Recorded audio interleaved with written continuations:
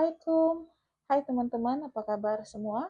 Semoga kita semua selalu sehat dan selalu dalam lindungan Allah Subhanahu wa taala. Amin.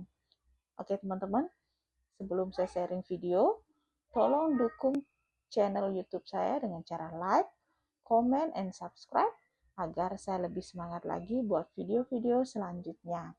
Oke, di sini saya mau merespon komen di FB dari Mbak Eni. Mbak Eni ini punya adik bekerja selama 3 bulan di Singapura, yang biasanya dari awal adiknya ini dikasih pegang HP, tiba-tiba setelah 3 bulan bekerja HP-nya disita majikan. Itu alasannya kenapa ya Kak? Oke, alasan pertamanya itu mungkin adiknya ini tidak fokus dalam bekerja karena mungkin terlalu banyak main HP, sehingga majikan ini melihat mungkin dari CCTV atau melihat dari kerjanya sehari-hari itu, jadi kayaknya mungkin bos itu mikirnya eh, adik Mbak ini tidak fokus dalam bersih-bersih rumah atau tidak fokus dalam pekerjaan sehari-hari, sehingga majikan itu memutuskan untuk menyita HP-nya. Itu adalah alasan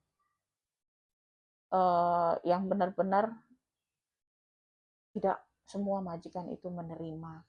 Jadi mungkin adiknya Mbak ini karena terlalu banyak main HP, sehingga Mbaknya ini adik Mbak ini tidak kerjanya itu mungkin tidak terlalu bersih, atau kerjanya itu slow, yang biasanya misalnya dikasih waktu kerjakan ini dulu 1 jam, tapi karena terlalu banyak main handphone, jadi yang waktu yang 1 jam itu jadi 2 sampai 3 jam. Itu alasan mungkin majikan itu terpaksa untuk menahan, karena tidak semua majikan itu bisa mengerti kepada pembantunya, dan tidak semua majikan itu merasa rugi sudah menggaji besar tapi kerjanya kayak biasa-biasa, terus kebanyakan main HP juga majikan itu tidak mau, karena majikan itu bayar ngambil pembantu itu mahal, bayar di agent, terus bayar kebutuhan sehari-hari untuk mbaknya, terus biaya medikal itu semua ditanggung sama majikan. Jadi tidak semua majikan itu mau ngerasa rugi mempekerjakan kita. Jadi mungkin lebih baik disita dulu HP-nya, setelah dilihat kerjanya beberapa bulan setelah disita. Kalau kerjanya bagus, tambah bagus, biasanya itu majikan langsung ngasih lagi, tapi dengan syarat fokus kerja dulu baru mainkan HP. Itu kebanyakan yang begitu. Tapi dulu mbaknya ini masih bersyukur, adiknya mbak ini masih bersyukur, baru datang sudah dikasih HP. Dulu saya baru datang itu tidak dikasih HP, dan saya dikasih izin telepon keluarga itu seminggu itu 2 kali. Setiap hari Rabu sama hari Minggu. Nah, tapi saya tidak pernah minta HP atau apapun, saya ikut apa kemauan majikan. Jadi HP saya disita, terus setelah 1 bulan, 2 bulan, nah dari awal majikan saya itu ngomong, saya lihat dulu kinerja kerja kamu, kalau kamu kerjanya bagus, saya kasih HP gitu. Tapi untuk sekarang saya sita dulu.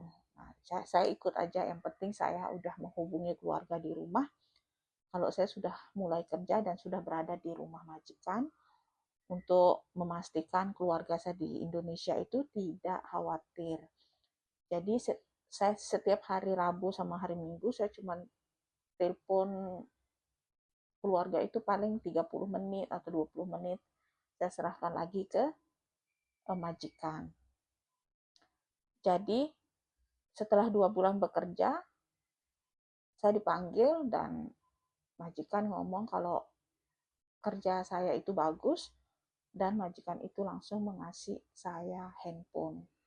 Jadi untuk keluarga, untuk Mbak Eni itu tidak ada masalah apa-apa, mungkin karena adiknya Mbak itu tidak terlalu fokus untuk bekerja, tapi suatu saat kalau dia adiknya Mbak Eni dilihat kerjanya bagus, pasti dikasih lagi.